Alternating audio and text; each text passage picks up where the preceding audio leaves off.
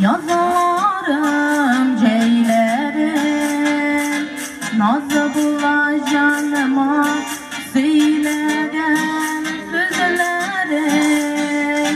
Paraşık yoldaş, yolunda seni yoldaş.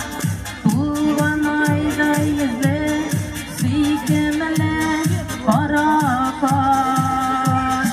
Yakınım, yakınım, şadlığım, baylığım.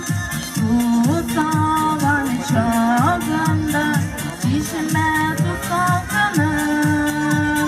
Defetim, defetim, rahmetim, rahmetim.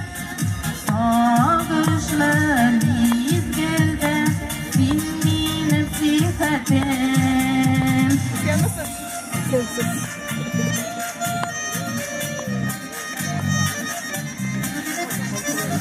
Eskidi bu cirgen